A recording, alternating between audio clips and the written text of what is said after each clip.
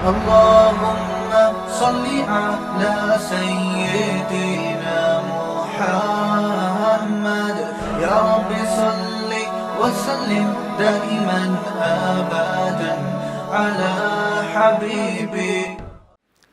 قرآن مجید نے ایک واقعہ جو بہت اہتمام سے بیان کیا ہے وہ لوط علیہ الصلاۃ والسلام کی قوم کا واقعہ ہے اور کئی جگہ بیان کیا ہے. آج بھی ہم نے وہ واقعہ حضرت ابراہیم علیہ السلام کا شروع کیا. اس واقعے میں بھی بہت اسباق ملتے ہیں, اس لیے میں نے ارادہ کیا تھا کہ آج میں اس واقعے کو بیان کروں گا اور اس سے ملنے والے اسباق. آج 25ویں رات ہے, طاق رات ہے. اگر اللہ نہ کرے کوئی اس گناہ میں مبتلا ہے تو وہ آج کی رات رو رو کے اللہ سے توبہ کرے اور کسی بزرگ سے رابطہ کرے کہ حضرت میرے اندر یہ بیماری ہے تو کسی طرح سے میں اس بیماری سے بچنا چاہتا ہوں, تو مجھے کوئی طریقہ بتائیں کہ اس عذاب سے میری جان چھوٹ جائے. قرآن نے اس واقعے کی ابتدا یہاں سے کی ہے, هل اتاک حدیث ضیف ابراہیم المکرمین. ابراہیم علیہ السلام کے بھانجے تھے لوط علیہ السلام, جو ابراہیم علیہ السلام پر ایمان لائے. اللہ نے آپ کو بھی نبوت دی تو انہوں نے بھی ابراہیم علیہ السلام کے ساتھ ہجرت کر کے اپنے ملک کو چھوڑ دیا. اللہ نے لوط علیہ السلام کو ایک قوم کی طرف بھیجا. اس قوم میں جہاں شرک اور بت پرستی تھی, 7 لڑکوں سے بدفعلی کی بیماری تھی, عادت پڑ گئی تھی ان کو اس برائی کی. لوط علیہ السلام کی قوم سے پہلے صدیوں تک اس کائنات میں یہ جرم نہیں ہوا. لوگ جانتے ہی نہیں تھے کہ یہ بھی کوئی برائی ہے, کیونکہ یہ انسان کی فطرت اس کو مانتی نہیں ہے. انسان کو اس طرف اللہ نے رغبت رکھی نہیں ہے. یہ جب تک کوئی باقاعدہ عادت نہ ڈالے بری, پڑتی نہیں ہے. یہ خود سے پڑنے والی عادت نہیں ہے. جیسے چرس اور ہیروئن خود سے کوئی نہیں پیتا. جب تک کوئی آپ کو پہلی مرتبہ پیشکش نہیں کرے گا, فضائل نہیں سنائے گا, پہلی مرتبہ پئیں گے, بدبو آئے گی, کھانسی ہوگی, بولیں گے کیا گند پلا دیا, لیکن آہستہ آہستہ اس گند سے طبیعت کیا ہوتی ہے, مانوس. شراب بھی ایسے ہی ہے, بدبودار چیز ہے, شرابی کے منہ سے بدبو آتی ہے, لیکن انسان یہ سوچ کے بتکلف پیتا ہے کہ دیکھیں, کر کے دیکھیں ہوتا کیا ہے. تو یہ جو لڑکوں سے بدفعلی کا مرض ہے, اللہ نے مرد کی رغبت مرد کی طرف رکھی نہیں. عورت کی طرف رغبت وہ نیچر ہے, وہ فطرت ہے, وہ نیچر ہے, وہ ختم نہیں ہو سکتی, اور وہ ختم ہوگی تو یہ غلط ہے. تو اللہ نے پیدا کیا نا, وہ تو نیچر کا حصہ ہے. مرد کی طرف, لڑکے کی طرف رغبت ہونا یہ نیچر کا حصہ نہیں ہے, یہ بیماری ہے. یہ بیماری ہے, یہ گندگی ہے. اور یہ بیماری پیدا کیوں ہوتی ہے, وہی وجہ جو میں بتاتا رہتا ہوں. شادیوں کا رواج نہیں ہے, بالغ ہو جاتے ہیں, جب خواہش حلال طریقے سے پوری نہیں ہوتی تو کہاں منہ مارتے ہیں. جیسے ایک آدمی کو حلال روٹی نہیں ملے گی کھانے کے لیے تو کچرے میں سے جو ملے گا اٹھا کے کھا لے گا. تو یہی حال ہوتا ہے کہ گند میں منہ مارتا ہے اور پھر اس گندگی کی عادت پڑ جاتی ہے. بعض لوگ ایسے ہوتے ہیں جن کو بلوغت کے وقت ہی عادت ہوتی ہے اس کی, تو وہ لوگ ہوتے ہیں جنہوں نے دوسرے نے ان کو خراب کیا ہوتا ہے. کسی دوسرے نے, جس کی عادت خراب ہو چکی ہوتی ہے, اس نے خراب کیا ہوتا ہے اس کو. تو ہے یہ یہی کہ جب آپ فطرت سے دور ہٹو گے, نکاح سے دور بھاگو گے, تو گندگی میں اللہ تعالیٰ شیطان کو آپ پہ مسلط کر دے گا, اور وہ شیطان آپ کو گندگی میں, بولو بھائی, ڈال دے گا. تو قرآن مجید میں آتا ہے کہ لوط علیہ الصلاۃ والسلام نے اپنی قوم کو سمجھایا, ہؤلاء بناتی, میری قوم کی بیٹیاں ہیں, ان سے شادی کرو. قوم نہیں ماننے والی تھی. تو اللہ نے اس قوم کو جب تباہ کرنے کا ارادہ کیا تو حضرت ابراہیم علیہ الصلاۃ والسلام کے پاس فرشتے آئے انسانی شکل میں. ابراہیم علیہ السلام کے بارے میں قرآن کہتا ہے کہ جیسے ہی فرشتے آئے نا, فما لبثا, ابھی ٹھہرے ہی نہیں, ان جاء بعجل سمین, بعجل حنیز, کہیں سمین ہے کہیں حنیز, موٹا بچڑا بھنا ہوا سامنے لا کے رکھ دیا. اب دیکھو, میں نے بتایا تھا نا, قرآن کسی بھی واقعے کے کسی بھی پہلو کو بیان کرتا ہے تو بلا وجہ بیان, بھائی اللہ بتا دیتے فرشتے آئے ابراہیم علیہ السلام کے پاس, ان کو بیٹے کی بشارت دی, کافی تھا. جہاں بھی قرآن میں یہ تذکرہ آیا ہے, قرآن نے بچھڑے کا ذکر لازمی کیا, اور یہ بھی ذکر کیا کہ جلدی سے لائے. فراغ الی اہلہ, گھر والوں پہ ٹوٹ پڑے کہ فوراً لو, فوراً لے کر آؤ, کھانا لے کر آؤ, مہمان آئے ہیں. اور ایک جگہ آتا ہے فلبثا, فما لبثا, بھی ٹھہرے ہی نہیں تھے کہ بھنا ہوا بچڑا حاضر. یہ کیوں بتا رہے قرآن؟ ابراہیم علیہ السلام کی سخاوت بیان کرنے کے لیے کہ سخی آدمی, کھلانے پلانے والا, مہمان سے نام پتہ ایڈریس خیریت بعد میں پوچھتا ہے, پہلے اس کے اکرام کا انتظام بولو بھائی پہلے کر. بھائی آئے ہو اجنبی ہو دوسرے ملک کے لگ رہے ہو اس محلے کے تو ہونی یقیناً سفر کر کے آئے گے تھکے ہوگے, بیٹھو پہلے کھانا کھاؤ اس کے بعد بات ہوگی کہ کہاں سے آئے اور کدھر جانا ہے. اب یہاں سے مسئلہ کیا ہو گیا خراب, سمجھ میں آنا کیا ہو گیا ختم. بولے یہ کیا ہے بھائی مہمان بچڑا بات ہے یہ. تو آج کل جو مہمان آتے ہیں نا صبح شام جو بلا وجہ گھنٹی پہ ہاتھ رکھ کے کھڑے ہوئے ہوتے ہیں, تو ان کو اگر آپ چائے بھی نہ پلائیں تو کوئی حرج نہیں ہے, کیونکہ وہ آتے ہی آپ کا ٹائم ضائع کرنے کے لیے اور چائے پینے کے لیے. ابراہیم علیہ السلام کو پتہ تھا کہ یہ ٹائم ضائع کرنے کے لیے نہیں آئے, کوئی لوگ ہیں مسافر لگ رہے ہیں یہاں کے تو ہیں نہیں.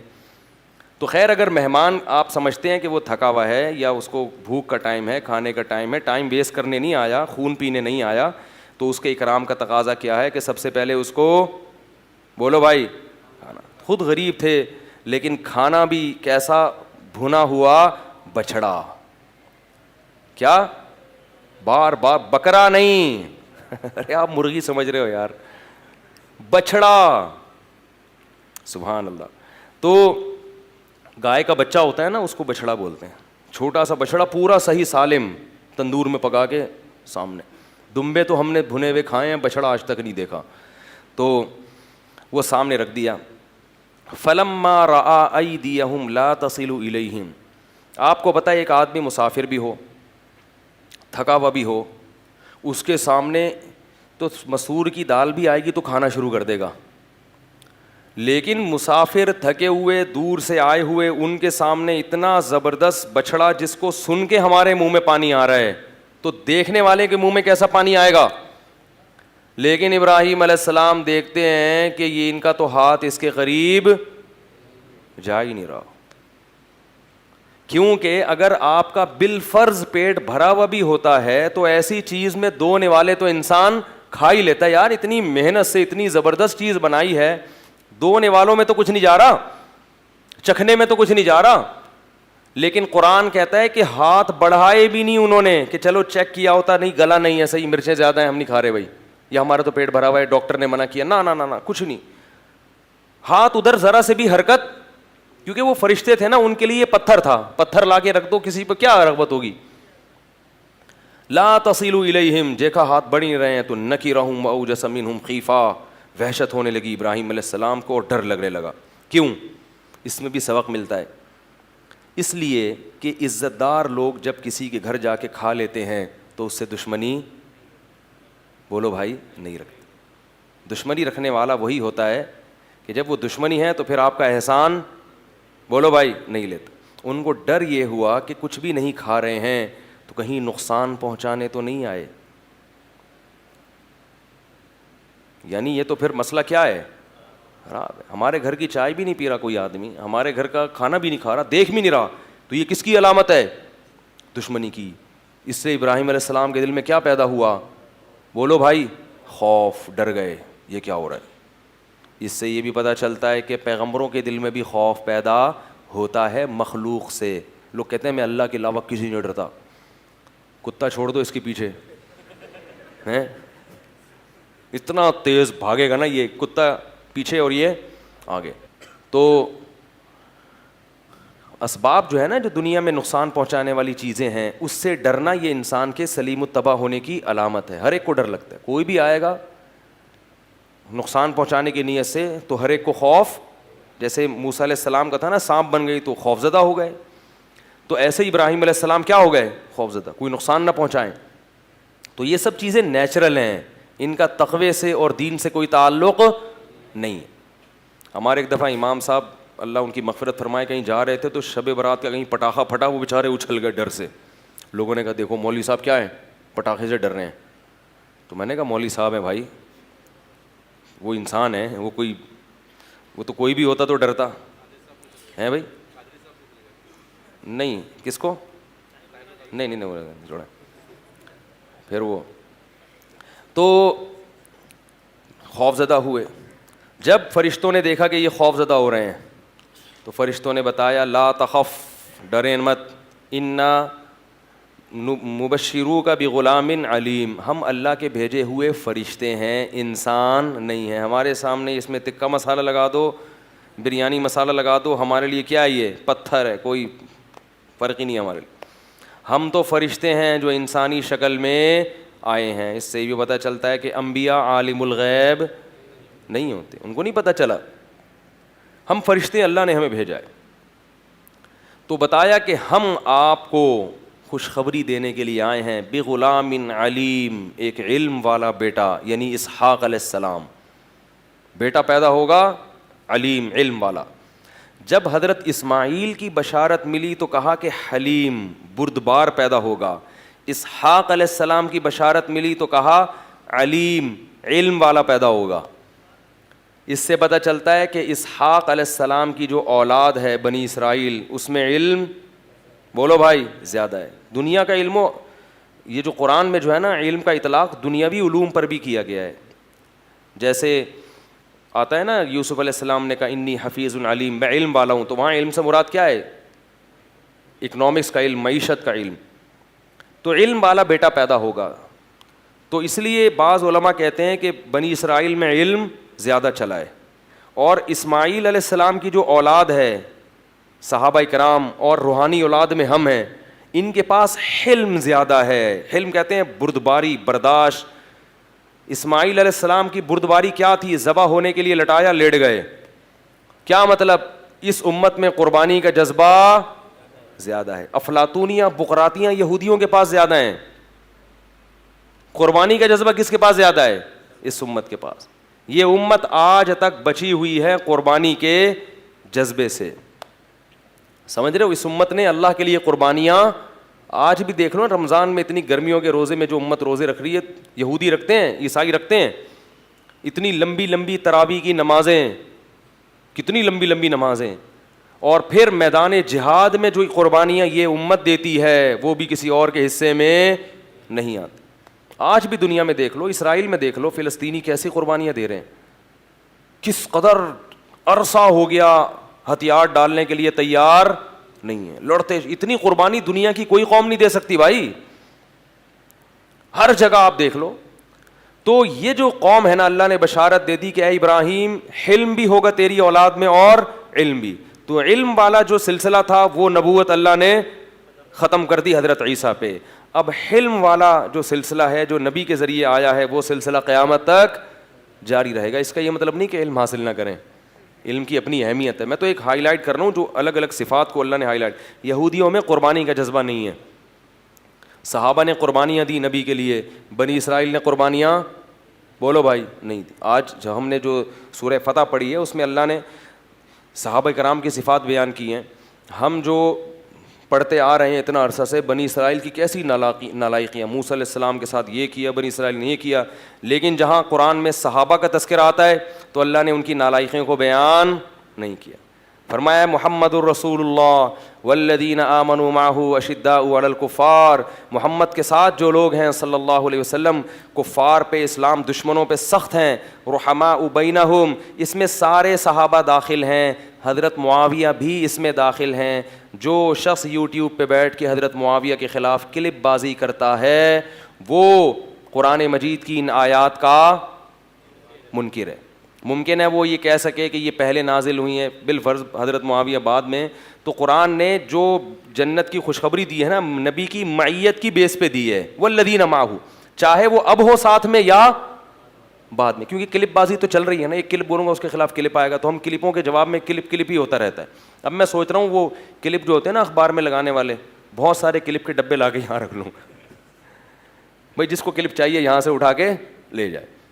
ایسے ایسے بیہودہ کلپ میرے بیانات کے آ رہے ہیں, اس پہ فحش تصاویر لگی ہوئی ہیں اور پتہ نہیں کیسے کیسے نام رکھے ہوئے ہیں لوگوں کے. ابھی اس کلپ کو بھی ہم نے, میری تیسری شادی کیسے ہوئی, اس پہ کلپ ہے. اور میں نے جب عنوان دیکھا میں حیران, میں نے کہا یہ کیا یار, یہ تو مجھے بھی نہیں پتا میری کیسے ہوئی. جب میں نے پڑھا تو بالکل ویسے ہی ہوئی تھی جیسے اس میں بیان تھا. تو اس پہ کلپ بنانے کی تو نجی بات ہے یار, ایک آدمی بیٹھ کے بات کر لیتا ہے, اس پہ کلپ بنا کے پوری دنیا میں پھیلانے کی کیا ضرورت تھی. خیر اس پہ اللہ کی شکر ہے پازیٹیو کمنٹ زیادہ آئے ہیں, لیکن اللہ کا واسطہ وہ میں نے کلپ نہیں بنایا بھائی, نہ میرے چینل سے وہ کلپ گیا ہے. بس لوگ کوئی بھی چیز, اس پہ بھی کلپ آ گیا ہے. میں نے اس دن مذاق میں ایک بات کہہ دی تھی کہ قاری خلیل الرحمان صاحب جو اہل حدیث عالم تھے, ہم نے ان کی حمایت کی, وہ اگلے دن بہن بھائیوں کی طرح مل رہے ہیں جا کے. یار ہیں وہ عامر لیاقت صاحب سے گلے مل رہے ہیں یار یہ تو یہ ایک ایسی غیر سنجیدہ گفتگو تھی, اس پہ بھی کلپ آ گیا ہے. تو انہوں نے اگر ملاقات کی ہے عامر لیاقت صاحب سے تو اس میں دو رائے ہو سکتی ہیں. بعض علماء کہتے ہیں بہت اچھا کیا کہ لڑکے کرنا کیا ہے بھائی, ایک چینل ملا ہوا ہے ان کو اپنی بات نشر کرنے کے لیے, تو اگر ان کو موقع مل رہا ہے اور وہ کہتے ہیں کہ وہ معافی بھی مانگ لی ہے تو اچھی بات ہے. اگر معافی مانگ کے دوبارہ آپس میں جوڑ توڑ ہو گیا تو صحیح ہے نا, جوڑ توڑ سنگے مڑوڑ سینی ہتھوڑے کشمش پکوڑے, پشتوں میں یہ ایسے ہی تھوڑی مشہور ہے. تو لیکن وہ ایسی بات تھی مذاق کی. اب کلپ میں نہیں پتہ چلتا کہ یہ مذاق ہے یا سنجیدہ ہے, صحیح ہے نا, وہ تو پیچھے پوری بات آ رہی ہوتی ہے, بول تو ایک غیر سنجیدہ سی ایک بات تھی یار, وہ کر لیا تو اس کو کلپ بنا دیا. تو مجھے قاری خلیل الرحمان کے دوبارہ ٹی وی میں آنے پہ کوئی اعتراض بولو بھائی نہیں ہے. خیر, نہ اعتراض ہے نہ نہیں اعتراض ہے, یہ میرا ٹاپک ہی نہیں ہے. اصل بات یہ نہ مجھے اعتراض ہے اور نہ نہیں اعتراض, ٹھیک ہے, کیونکہ اس پہ پھر لوگوں کے کمنٹس آتے ہیں کیوں اعتراض نہیں ہے بھائی, کیوں نہیں ہے. تو بھائی نہ نہیں ہے نہ ہے, ان کا اپنا ذاتی معاملہ ہے. وہ کہہ رہے ہیں معافی مانگ لی تو ٹھیک ہے, مانگ لی تو ٹھیک ہے نا, معافی مانگ لی تو اللہ بھی معاف کر دیتا ہے ان کے خیال میں. تو ہمیں اس میں پڑھنے کی ضرورت نہیں ہے. تو اب ہم اس کو کوشش کر رہے ہیں یہ کلپ بازی کو تھوڑا سا کنٹرول کریں, یہ کیا ہو رہا ہے بھائی. تو اس کے لیے بھی کچھ دیکھیں گے قانون سازی کی کیا کرنا ہے. تو میں یہ عرض کر رہا تھا, کیا بات چلی تھی یار, کہاں سے کہاں نکلتی ہے ہیں. تو فرشتوں نے, ہاں حلیم, تو حلم والی صفت کہاں آئی ہے. میں عرض کر رہا تھا دیکھو صحابہ کرام کو اللہ نے کیا خوشخبری دی, والذین معہ, وہ لوگ جو محمد کے ساتھ ہیں, کوئی بھی ہو. حضرت معاویہ کیا محمد صلی اللہ علیہ وسلم کے ساتھ نہیں تھے؟ جب نبی دنیا سے گئے ہیں اس وقت حضرت معاویہ سے ناراض نہیں تھے, اور اس وقت حضرت معاویہ کا شمار صحابہ کرام میں ہوتا تھا. لہذا ان سے اگر غلطی ہوئی ہے, کوئی کوتاہی ہوئی ہے, تو میں اور آپ کو اللہ نے یہ حق نہیں دیا کہ ہم ممبر پہ بیٹھ کے ان کو برا بلا کہیں اور ان کو غلط کہیں. غلط کا مطلب گنہگار کہیں. غلط بئی معنی کہ حضرت علی کے خلاف ان کا خروج ہماری رائے میں درست نہیں تھا. جمہور کا یہی مذہب ہے کہ اجتہادی غلطی تھی, وہ اس غلطی میں اپنے آپ کو درست سمجھتے تھے, مگر وہ تھی بہرحال غلطی. لیکن اس کے باوجود ہمیں ان کو گنہگار کہنے کی اجازت نہیں ہے, کیونکہ اللہ تعالیٰ نے جو نبی کی معیت میں رہ کے انہوں نے جہاد کیا ہے, اور نبی کی معیت میں رہ کے انہوں نے جو خدمات کی ہیں, خود نبی کی معیت ہی ایک بہت بڑی عبادت ہے اور معمولی نہیں ہے. حضرت عمر نے ان کو گورنر بنایا, حضرت ابو بکر نے ان کو گورنر بنایا. ممکن ہے کوئی یہ کلپ بازی کرے کہے کہ نبی کی معیت تو بنی اسرائیل کو بھی حاصل تھی جو حضرت موسیٰ کے ساتھ تھے, کیونکہ نکالتے رہتے ہیں نا وہ کچھ نہ کچھ. تو یاد رکھو حضرت موسیٰ کے ساتھیوں کی قرآن نے ایسی تعریف نہیں کی ہے. کس کی تعریف کی ہے؟ محمد صلی اللہ علیہ وسلم کے ساتھیوں کی. اور اس کی ایک عقلی لاجک بھی ہے, نبی کے بعد کوئی, محمد صلی اللہ علیہ وسلم کے بعد کوئی نبی نہیں آئے گا, تو آپ کو جو ساتھی دیے گئے, جو آپ کے دین کے امین ہیں, وہ بڑے خاندانی قسم کے ساتھی دیے گئے ہیں. سمجھ رہے ہو, وہ بہت اونچے طبقے کے, کیونکہ اب انہوں ہی نے آپ کے دین کو آگے پہنچانا ہے. جبکہ حضرت موسیٰ کے بارے میں اللہ کو معلوم تھا کہ یہ آخری نبی نہیں ہے, ان کے بعد بھی نبوت کا سلسلہ جاری رہے گا. تو ہمارے نبی کے لیے جو ساتھی ہیں وہ سلیکٹڈ ہیں, ان کے سلیکشن بھی قرآن میں ہے کہ سیماہم فی وجوہہم من اثر السجود ذالک مثلہم فی التوراۃ ومثلہم فی الانجیل. اللہ نے تورات اور انجیل میں پہلے سے لکھ دیا تھا کہ جو آخری نبی آئے گا اس کے ساتھی معمولی ساتھی بولو بھائی نہیں ہوں گے. یا تو آپ حضرت معاویہ کو نبی کے ساتھیوں میں سے خارج کر دو, جب تک آپ ان کو نبی کا ساتھی مانو گے, مومن مانو گے, تو آپ کو قرآن کی آیت ان پر منطبق کرنی پڑے گی کہ مثلہم فی التوراۃ, کہ تورات میں بھی اللہ نے ان کی خصوصیات بیان کی, ومثلہم فی الانجیل, انجیل میں بھی اللہ نے پہلے سے بتا دیا تھا کہ آخری نبی کی علامات کیا ہیں, کہ اس کے ساتھی ایسے ہوں گے. تو یہ آج پبلک کی سمجھ میں نہیں آ رہا. چند نوجوان لونڈے لپاڑے بیٹھے ہوئے ہیں, وہ بیٹھ کے کلپ بنا رہے ہیں, اور لوگ بیٹھ کے ان کی باتوں میں یہ قیامت کی علامات ہیں کہ نبی نے فرمایا کہ علماء کم ہوتے چلے جائیں گے اور لوگ جہلا کو اپنا رئیس بنا لیں گے. فضلوا واضلوا, خود بھی گمراہ ہوں گے اور دوسروں کو بھی گمراہ کریں گے. اسی طرح میں نے کسی کے بارے میں یہ کہا تھا کہ انہوں نے صحابہ کے بارے میں کہا کہ ان کے دور میں جھوٹ بولا گیا, تو گویا صحابہ سے بھی. تو ایک صاحب نے اس پہ لمبے چوڑے کلپ بنایا کہ وہ تابعین نے جھوٹ بولا ہے. تو صحابہ کا مطلب یہ تھا کہ صحابہ کے دور کا مطلب کہ تابعین. یاد رکھو, جب کوئی یہ کہنا چاہتا ہے نا کہ تابعین نے کے دور میں جھوٹ بولا گیا, تو وہ تابعین کا دور کہے گا, وہ صحابہ کا دور نہیں کہے گا. وہ تابعین کا دور کہے گا, وہ صحابہ کا دور نہیں کہے گا. تو اس لیے کہنے کو بڑی لمبی لمبی باتیں کی جا سکتی ہیں, لمبے لمبے چوڑے کلپ تیار کیے جا سکتے ہیں. میں بار بار کہتا ہوں بات مختصر ہونی چاہیے اور ٹو دا پوائنٹ ہونی چاہیے. یہ آپ کہیں کہ بھائی نبی کے دور میں اگر وہ صحابہ کا دور بولنا چاہتے, یعنی صحابی نے جھوٹ بولا ہے تو وہ یوں کہتے کہ نبی کے دور میں جھوٹ بولا گیا ہے, ایسا نہیں ہے. جب کوئی یہ کہنا چاہتا ہے نا کہ صحابی نے بھی جھوٹ بولا ہے تو وہ کیا کہے گا, صحابہ کے دور میں جھوٹ بولا گیا ہے. تو یہ الفاظ ہیں. پھر بھی ہمارا ٹاپک نہیں ہے, ہمیں کسی کی شخصیتوں سے بحث نہیں ہے. جو تھے دنیا سے چلے گئے, اللہ ان کی مغفرت کرے. اور میری غلطی یہ ہے کہ مجھے اندازہ نہیں تھا کہ اتنی اس طرح کے ٹاپک کو لوگ اس طرح سے پکڑ کے پورے بیانات کی بنیاد اس پہ قائم کر سکتے ہیں. وہ ایک دیتے ہیں. تو ابراہیم علیہ الصلاۃ والسلام کو انہوں نے بشارت دی کہ کیا ہوگا بیٹا, علیم ہوگا. وہ اسحاق علیہ السلام. تو ابراہیم علیہ السلام کی جو بوڑھی زوجہ تھی نا, وہ دروازے کے کنارے پہ کھڑے ہوئے باتیں سن رہی تھیں. اس لیے نہیں کہ تجسس, اس لیے کہ ان کو بھی ڈر تھا نا کہ پتہ نہیں کون مہمان آئے ہیں, میرے شوہر کی ظاہر ہے دشمنیاں بھی ہیں, کوئی نقصان نہ پہنچا دے. تو وہ دیکھ رہی تھی کہ کیا مسئلہ ہے. تو جیسے ہی انہوں نے کہا نا کہ ہم خوشخبری دینے کے لیے آئے ہیں کہ آپ کو بیٹا ملے گا, تو قرآن کہتا ہے فسکت وجہا, وہ بڑھیا نے نا ایسے ماتھا ٹھنکا ہے کہ ہائے ناس, یا ویلتا, ہائے بدبختی, الیدو وانا عجوز, میرے بچہ ہوگا میں بڈھی, وہذا بالی شیخہ, اور یہ میرا میاں. اس کو دیکھو کیسے حضرت ابراہیم کی طرف ہادہ اشارے کے وقت بولا جاتا ہے, کیسے اشارہ کیا ہوگا نا, یہ میرا میاں کیا ہے, یہ بھی تو بوڑھا ہو گیا. کوئی عورت اپنے میاں کو بول دے بوڑھا, اس کو کتنا غصہ آئے گا نا. تو کہنے لگی میرے بچہ ہوگا, میں کیا ہوں, بڑھیا. وہذا بالی, دیکھو اشارہ کیوں کیا. وہ یوں کہتی نا میرا میاں تو بوڑھا ہے, تو ممکن ہے کنفیوژن ہو جاتی. کہہ رہی یہ والا اس کی بات کر رہے ہو یہ میرا میاں یہ والا, تو یہ میاں کو تو دیکھو یہ کیا ہے, یہ بھی بوڑھا ہو گیا, اس کے بال دیکھو سر کے سفید ہو گئے. تو فرشتوں نے کیا کہا, اعتراض کا جواب نہیں دیا کہ ہاں یہ تو ہمیں بھی اشکال ہو رہا ہے, ہمیں بھی اشکال تو ہو رہا ہے. اب میں ہم اللہ سے دوبارہ پوچھتے ہیں کہ اللہ صحیح جگہ بھیجا ہے, انہیں کو خوشخبری دینی تھی, کہیں غلط تو نہیں چلے گئے. دوبارہ سے فرشتوں نے کیا کہا, کذالک, اسی طرح ہوگا. ٹھیک ہے نا, اب یہ تمہارا مسئلہ ہے, بوڑھے ہو جوان ہو, یہ تمہارا ہیڈ ایک ہے, یہ ہمارا ہیڈ ایک. ہمیں تو اللہ نے جو پیغام دے کے بھیجا, ہم تو بھائی وہ پارسل کرنے کے لیے آئے ہیں. ٹھیک ہے نا, اللہ کا پیغام تھا, وہ آپ کو ہم نے پارسل کیا, اب آپ کی مرضی. ہاں اتنی تسلی ضرور دی, اتعجبین من امر اللہ رحمۃ اللہ وبرکاتہ علیکم اہل البیت, اے اہل بیت, اللہ کی تم پر جو خصوصی رحمتیں ہیں, تمہیں شرک کے ماحول میں اللہ نے توحید کی توفیق دے دی, اس پہ تمہیں تعجب نہیں ہوا ہے بھائی. آگ میں جلنے سے اللہ نے بچا لیا. ان بڑھیا سے کہتے حضرت ابراہیم کی زوجہ سے کہ تمہارے میاں کو پبلک نے ڈال دیا تھا آگ میں, اللہ نے بچا لیا, اس پہ تعجب نہیں ہوا. تو یہ تو اللہ کی اتنی بڑی بڑی رحمتیں ہیں, تو ایک اور رحمت صحیح, اس میں تعجب کی بات کیسی. تو پھر ابراہیم علیہ السلام نے پوچھا کہ اور تمہارا بنیادی مقصد کیا ہے. تو انہوں نے بتایا کہ ہم آئے ہیں قوم لوط کو تباہ کرنے کے لیے, ہم آئے ہیں قوم لوط کو, اصل مشن ہمارا یہ ہے. قرآن کہتا ہے ابراہیم علیہ السلام کو قوم لوط پہ ترس آیا. کیوں, ان ابراہیم لأواہ حلیم, بڑے بردبار اور نرم خو تھے ابراہیم, اللہ کی طرف رجوع کرنے والے.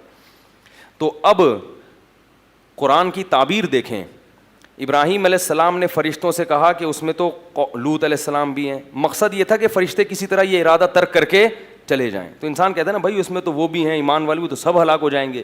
مقصد کیا تھا کہ وہ اپنا ارادہ بدل دیں. تو قرآن کے الفاظ دیکھیں, یجادلنا فی قوم لوط, ابراہیم ہم سے قوم لوط کے بارے میں جھگڑنے لگے, لڑائی کرنے لگے, جھگڑنے لگے.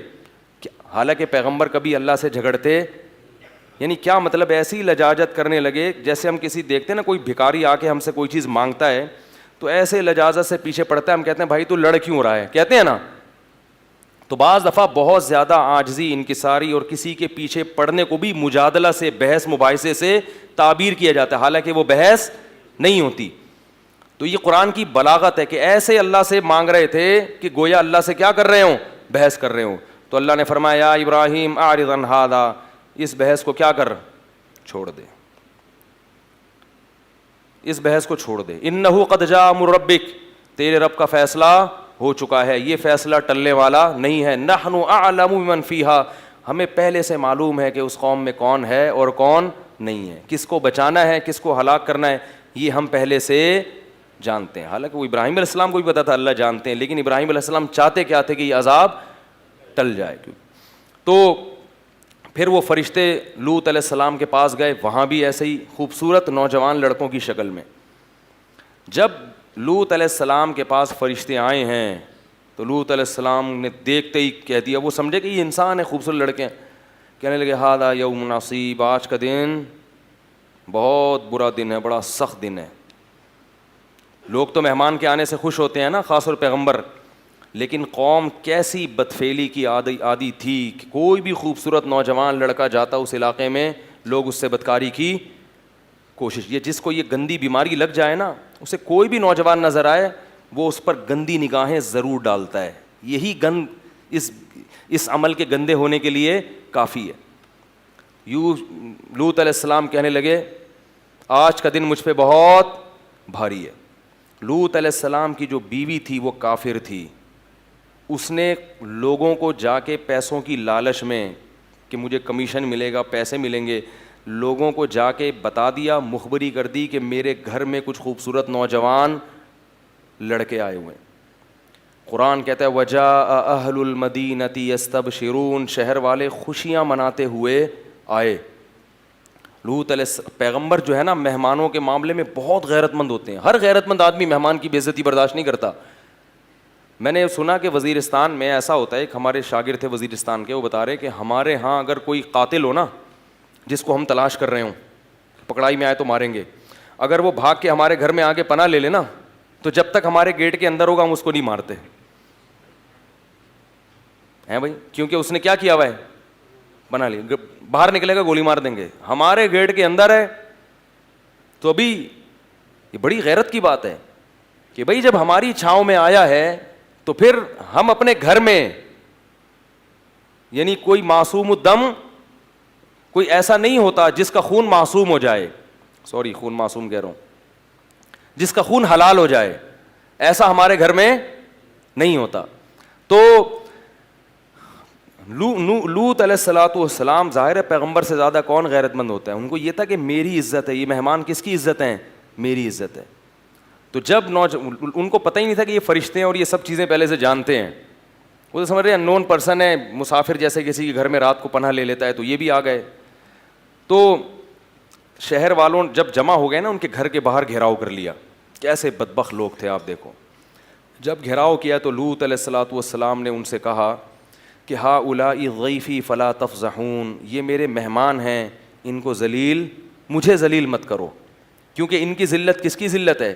دیکھو اس سے یہ بھی پتہ چلتا ہے مہمان کی عزت, مہمان کا بولو بھائی اکرام. غیرت مند لوگ کرتے ہیں مہمان کا اکرام, کہ اس کی بے عزتی کر دینا گھر سے باہر لے جا کے, جب تک ہمارے گھر میں بے عزتی پر کیا ہے, پابندی ہے. تو فلا تفضحون, مجھے ذلیل مت کرو. تو وہ کیا کہتے ہیں قوم جواب میں, اولم ننہک عن العالمین, ہم نے کہا نہیں تھا کہ آپ اپنے گھر میں کسی کو گھسنے مت دو. آپ کو جب ہماری عادت کا پتہ ہے تو آپ کو ان کو گھر میں داخل ہی نہیں کرنا چاہیے تھا. لوط علیہ السلام نے کہا ہؤلاء بناتی, یہ میری قوم کی بیٹیاں ہیں, ان سے نکاح کر کے اپنی خواہش کو پورا کرو. تو قوم جواب میں کیا کہتی ہے, ما لنا فی بناتک من حق, ہمیں عورت میں کوئی رغبت. یہ بھی اس گناہ کی سزا ہے کہ جس کو اللہ نے پیدا کیا اس میں رغبت, بولو بھائی, ختم ہو جاتی ہے. یہ بھی ایک عذاب ہے. تو لوط علیہ السلام اب کیا کہہ رہے ہیں, لو ان لی بکم قوۃ او آوی الی رکن شدید, کاش میرے بازوؤں میں قوت ہوتی تم سے مقابلہ کرتا میں, یا میرا کوئی قبیلہ ہوتا جس کو بلاتا اور میری مدد کرتا, کیونکہ کمزور قبیلہ تھا لوط علیہ السلام کا. کاش کوئی قبیلہ ہوتا جو اس موقع پر میری. اس سے پتہ چلتا ہے کہ انسان اپنے جیسوں انسانوں سے مدد مانگنا یہ توکل کے خلاف, بولو بھائی, نہیں ہے. اللہ کو بھی یاد کیا اور ساتھ ساتھ قبیلے کو بھی, کہ وہ ہوتے تو شاید میری مدد کرتے. کوئی بھی نہیں ہے تو میں کیا کر سکتا ہوں. قرآن کے الفاظ دیکھو, لعمرک انہم لفی سکرتہم یعمہون, اے محمد صلی اللہ علیہ وسلم ہمیں آپ کی عمر کی قسم کہ وہ نشے میں ڈوبے ہوئے تھے, انہیں پیغمبر کے اس قسم پرسی کا ذرہ برابر بھی ترس نہیں آ رہا تھا. جب اتنی قسم پرسی دیکھی نا فرشتوں نے, لوط علیہ, پہلے نہیں بتایا, اللہ بھی تو آزماتے ہیں نا اپنے بندوں کو. جب یہ قسم پرسی دیکھی ہے تو فرشتوں نے کہہ دیا یا لوط انا رسول ربک, اے لوط ہم انسان نہیں ہیں, ہم رب کے فرشتے ہیں. لن یصلوا الیک, پہلا تو تسلی کا جملہ یہ کہ یہ ہرگز آپ تک نہیں پہنچ سکتے, ہم تک تو پہنچنا دور کی بات, یہ ادھر آ ہی نہیں سکتے. بہت طاقتور فرشتے ہیں ہم, بہت طاقتور, یہ یہاں پہنچ نہیں سکتے. اب کرنا کیا ہے, جو ہم کہہ رہے ہیں وہ کرنا ہے آپ نے. فَأَسْرِ بِأَهْلِكَ, آپ کے اہل میں جتنے لوگ ہیں, رشتہ دار یا جو بھی ایمان لانے والے لوگ ہیں, ان کو لے کے راتوں رات یہاں سے چپکے سے نکل جائیں. بڑا آسان ہو رہا ہے لڑکیوں سے دوستی لگانا, زنا کرنا, ہوٹلوں میں لے جانا, بڑا آسان ہو رہا ہے. یہ آسان اس لیے نہیں ہو رہا کہ اللہ آپ سے خوش ہے, بلکہ اللہ پکڑنے کا ارادہ رکھتا ہے. جیسے لوط علیہ السلام کی قوم پہلے بدکاری کرتی تھی, مشکلات ہوتی تھیں ان کو, اب کیا ہوا کہ ان کے لیے بدکاری کو آسان کر دیا. خوبصورت لڑکے آ گئے, وہ خوش ہو رہے, اب تو بڑا آسان ہے. تو وہ آسان نہیں تھا, اب ان کے لیے عذاب کی, بولو بھائی, تیاری. تو گناہ کا آسان ہونا یہ اللہ کی رحمت نہیں ہے, اور یہ اس کی علامت نہیں ہے کہ آپ کے اللہ تعالیٰ چاہ رہے ہیں کہ آپ مزے اڑائیں, بلکہ یہ اس کی علامت ہے کہ آپ دل بھر کے اڑا لو تاکہ اللہ عذاب, سخت سے سخت عذاب میں پھر آپ کو پکڑے. تو اس لیے اللہ سے یہی دعا کیا کرو کہ اللہ ہمیں گناہ کا موقع نہ دے, ہمیں موقع ہی نہ دے گناہ کا, اور ایسی جگہوں پہ بھی نہ جاؤ جہاں آپ کے گناہ کا دل میں خیالات پیدا ہوں. ایک آدمی نے فلم دیکھنے سے توبہ کی, سینما گھر میں عادت تھی, وہ مجھے کہہ رہا ہے کہ میں جب بھی وہاں سے گزرتا ہوں میرا دل چاہتا ہے گھس جاؤں سینما میں. میں نے کہا جب تم نے توبہ کر لی ہے تو اس گلی سے گزرتے کیوں, اس ایریے سے گزرتے کیوں, راستہ بدل کے کیوں نہیں چلے جاتے؟ گزر بھی وہیں سے رہے ہیں تو ظاہر ہے پھر تو شیطان خواہش پیدا کرے گا. چرس چھوڑ دی, ہیروئن چھوڑ دی, بیٹھ انہیں دوستوں میں رہے جو چرسی ہیں, پھر خیال پیدا ہوگا. زنا سے توبہ کر لی لیکن لڑکیوں کے نمبر ڈیلیٹ نہیں کیے, گپیں اسی طرح لگ رہی ہیں, فلمیں اسی طرح بیہودہ دیکھی جا رہی ہیں, پھر گناہ کے خیالات پیدا ہوں گے. تو توبہ یہ ہوتی ہے کہ آپ ان تمام متعلقات کو ختم کر دیں. مفتی طارق مسعود صاحب کے بیانات سننے کے لیے youtube.com/مفتی طارق مسعود کو سبسکرائب کریں, اور اگر آپ لائیو ویڈیو کو کبھی بھی مس نہیں کرنا چاہتے ہیں تو سبسکرائب کرنے کے بعد بیل آئیکن پہ کلک کرنا مت بھولیں. جزاک اللہ.